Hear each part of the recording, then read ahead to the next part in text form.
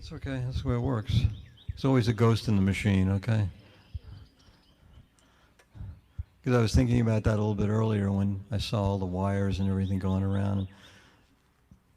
Most people have no idea what goes into setting up even a simply small operation like this, and how easily just one little twitch can knock everything out of focus. And yet, you know, the wonderful thing is it doesn't have to. So thank you for that. Thank you for all of the work you put into that. I know how exceptional it is sometimes.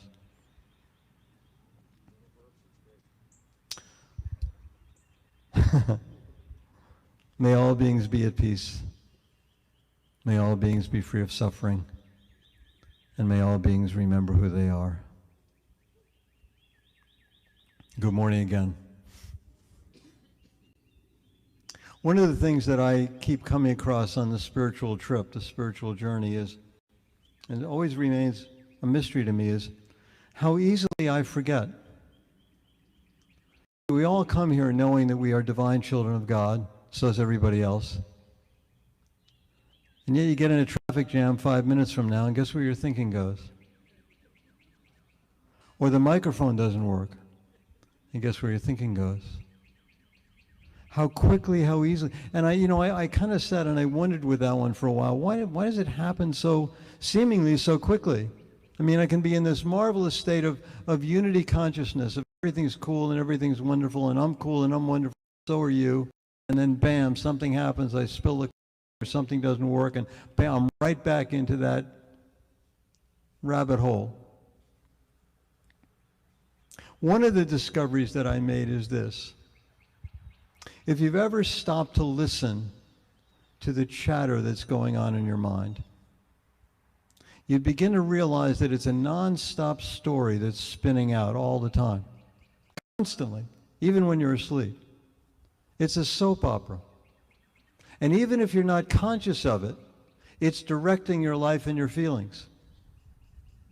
You think you're in conscious control of your life. But over 80% of what we think and how we think and what we feel and what we value is determined by the unconscious chatter that's going on in your mind. You're listening to Days of Our Lives all day long. And as amusing as that might be, the problem is you're acting as if everything you hear is true. And you make it the truth without even thinking about it, because there it is. And not only is it not true, but it's not even your story.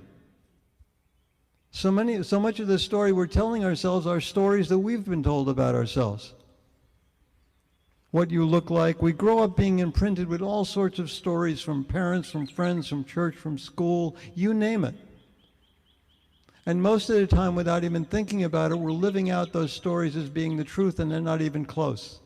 You're Irish, and here's what that means. Here's what that means. You're this, you're that. You know, by the time we're adolescents, we're covered with all these bumper stickers of labels and stories that we've been told, and we don't even think about them not being true because we don't seem to have any other place to go with them. Somebody told us, my parents told me that, my church told me that, the nuns at school told me that, so it must be true. I didn't even bother questioning it anymore. By the time I became an adolescent, I was so covered with stories that other people told me, and I thought that they were true. I didn't know there was a way out of that. It took me another 50 years to figure out there was a way out of that they weren't my stories to begin with. Not only were they not true, they weren't mine. Here I am at a stop sign, looking in my rear view mirror at the person behind me. In 15 seconds, I'm making up a story about what I think they're thinking about me. How far removed from reality is it that I start thinking about what I think somebody else is thinking about me? And yet how much time and effort and how much energy is going into either arguing with the story that I made up for myself or making up another one? Well, when I get that degree, I'll be happy. When I learn that foreign language, when I move into that apartment, when I get a new car, when that relationship works. If I could just change that person out there, if my aunt could just stop drinking, if the company I'm working with would stay in the red, then I'd be successful. If only the government would straighten up, then I could be at peace. These meaningless and sometimes destructive scripts spin out all day long, and they create the world we live in. And they're not even true. And most of the time, they're not even ours. And the stories are always changing. They seem to be about the present, but they're always about predicting the future based on past experience. They're always obsessed with being right and being in control. And of course, you're the star of the show. But little did we know that most of the time, even though we're the star of the show, we're either going to be a victim or a martyr. And one of the most important things to remember about the stories we're telling ourselves is the solution to the problems that we are creating for ourselves are all out there someplace. And you know what? As long as they're out there someplace, there's never going to be a solution. It's never going to work. But every story you've ever told yourself, the solution is going to be some sort of magical thing that has to happen out there someplace, not in here. In the small self-storyline, you can't love yourself where you are because where you are is never going to be enough. You can never simply be, you have to do. And whatever you might have gathered in self-love and healing and positive energy, it all disappears the next day because you got to start all over again.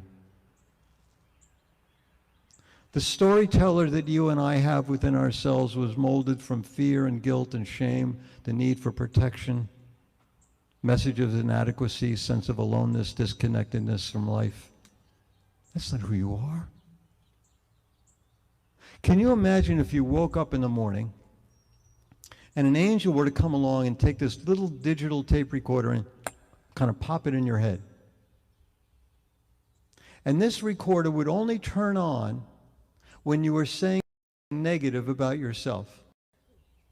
Like, oh, stupid me, why did I do that for? Whatever. It would only turn on and record that message. And then before you went to bed at night, the angel showed up again and went, pulled it out of your head, put it down next to your alarm clock, pressed the play button, and said, now you need to listen to this consciously. How long do you think the recording would last? How do you think you would feel after you listened to all of that stuff consciously that you were telling yourself all day long? No wonder I feel depressed or helpless or stuck, because that's going on all day long, and it's a continual drain of energy. Continual masking of the peace and truth of who we really are. Now, in contrast, just imagine that you were taken to light, taken to effect, Myrtle Fillmore's prayer that started a whole bunch of this whole thing called unity. I am a divine child of God. I do not inherit illness.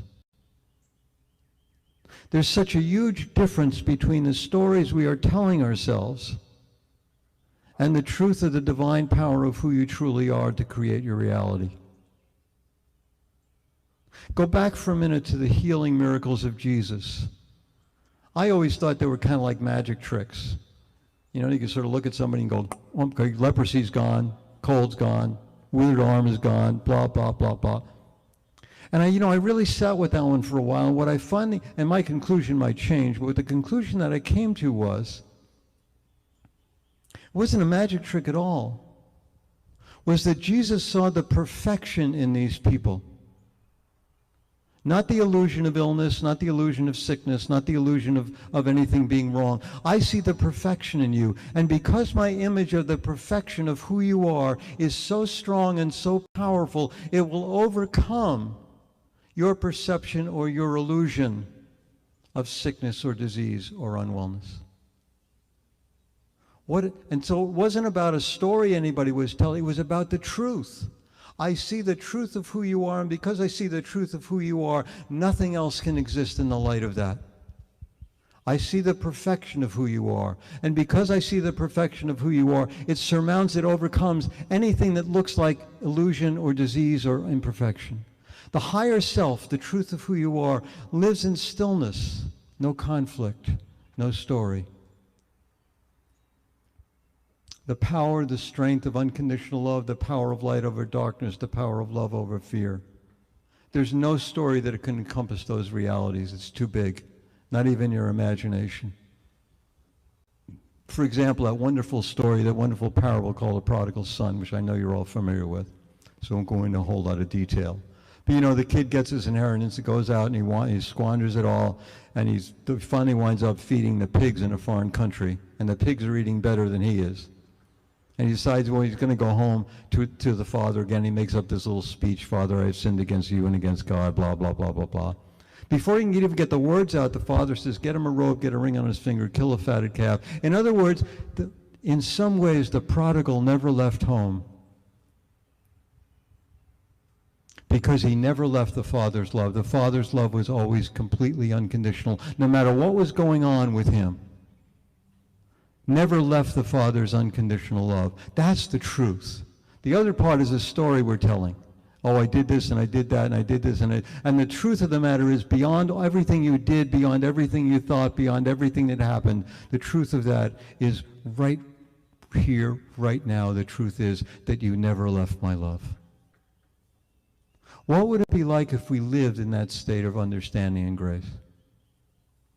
Just for 5 minutes. What would it be like to know whatever it is you need is right here before you? What would it be like to know that the lessons you've decided to learn, the healing you've decided to put into effect is right here, right now? It's not a story, it's not a maybe, it's not a coulda, woulda, shoulda. It's the truth of who you are in this moment.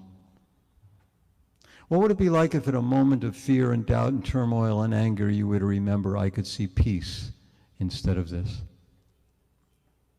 I could get out of whatever story I'm telling myself and be open to the grace and truth, transformation of surrender. What would it be like if I could recognize that what is causing my pain and my distress at any moment is holding on to a story that's just not true? What would it be like if instead of trying to beat up my self-centeredness into submission, which only gives it more energy, by the way, if I just became aware of the areas in my life that are already working? Spirit once spoke to me one day and said, why don't you start working with what's already working instead of trying to change all those things that are not working? You know, because all the things that didn't work in my life, they're still not working. And all of the energy I expended trying to make them work was kind of down the drain. Why don't you start working with what's already working? And then as you do that, what happens is the negativity seems to begin to disappear because I'm not giving it any more energy.